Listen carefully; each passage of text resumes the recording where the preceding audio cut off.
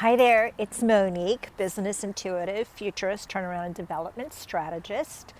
And today I'd like to talk about everything is always working out for our highest good. Even if we don't think so, it is. I remember back in 2016, I wrote a newsletter called Thank God for Trump. He's a big fat foghorn. And oh my God, initially I got so much backlash for writing Thank God for Trump. But as you went on to read the newsletter, you discovered that I speak about, I knew at that time that because of who he is, it was going to cause a lot of crap to bubble up to the top, which it did. And as a result of that, there were people who got more involved with politics, more people became involved with knowing about what's going on, taking responsibility. So many different movements were started. And I always say to my clients, it's like making a big vat of chicken soup. And you have to put in your water, your broth, and then you put in your vegetables, and then the chicken, and you let it simmer.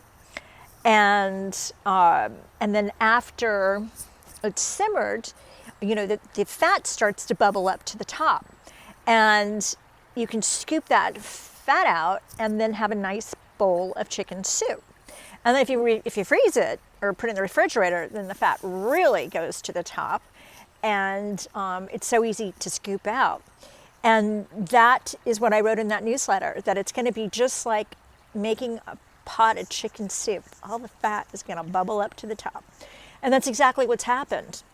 I think that everything is always working towards our highest good, even though it feels so awful and so, you know, it's just so different right now.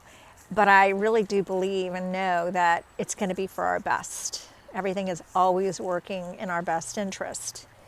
And I think that there's a recent newsletter I called Let Go or Be Dragged.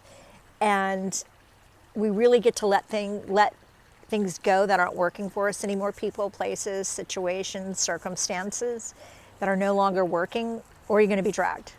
And it really is, when those things go away, it's about neurologically forming to a future reality that has yet to be created. And how do you do something like that? It takes a lot of contemplation. It takes a lot of steely focus also too. And for me, I want to put a big sign out at my front door that says, this is a no negative zone. Anybody who's talking any smack about other people or speaking negative in any way, or who's just Debbie Downer, any of that. I don't want to hear it. I don't want to be around it. I don't want to listen to it. I don't have to. So why would I? I'm all about, I'd way rather be on my own than listen to any bullshit.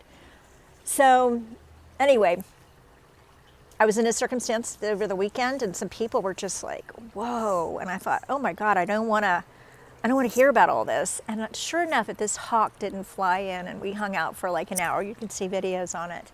But anyway, that's about all I'm contemplating today. I hope you guys are having a good night. And remember, everything is working out for your greater good. And the more you think about and dream about the future and engage there, as opposed to allowing all this whirlwind to chemically douse you, which will keep you stuck in the past, really get into some sort of contemplation and be aware of who you're surrounding yourself with right now too. All right, have a good night.